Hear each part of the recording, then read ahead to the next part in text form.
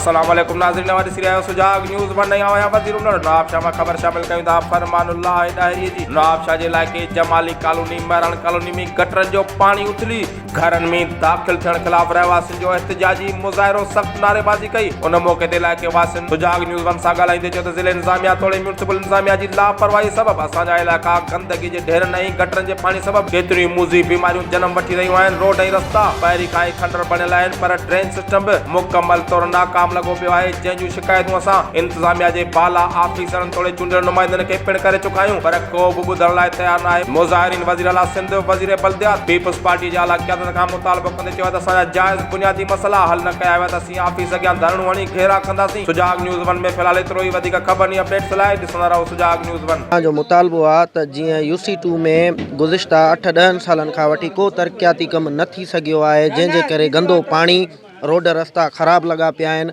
असां सिफ़ारिशूं ऐं अर्ज़ियूं करे करे थकिजी पिया आहियूं। असांजी आवाम वोट ॾिए थी, सपोर्टर्स आहियूं, पर असांखे उन जे बदिले में कुझु न मिलियो आहे। असांजो मसइलो आहे त इन घटी में ॾिसो रस्ते में जंहिं बि गली में वेंदो उन गली में ड्रेनेज जो पाणी बीठो आहे। गलियूं अॻे ई उणी हुयूं, रहंदो हुई स्विच गैस जा बहाना करे पैंप विछाया अथऊं, रहंदो हुई माना बेड़ो बोड़े छॾियो अथऊं। हाणे त माना कुझु बि न आहे।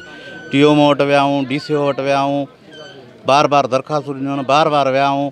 जेॾी महिल वेंदा आहियूं उन टाइम कंहिंखे मोकिलंदा आहिनि, बसि हिकिड़ी फटी वटी खणी ईंदा आहिनि, 2 मिंट जे लाइ पाणी लहंदो आहे, वरी उन्हनि जे अञा उहे मटंदा ई न आहिनि घटी, वरी साॻा ई ड्रेनेज फुल सॼो सिस्टम हूंदो। हींअर बि हिते असांजे पाड़े में ई मैयत लॻी पई आहे, पर इन जी मैयत जे तॾहिं जे भरिसां बि तव्हां ॾिसो ही गटर में जो पाणी बीठो आहे, हिकु माना रोड रस्तो मोटरसाइकिल जे अचण जी जॻह न आहे।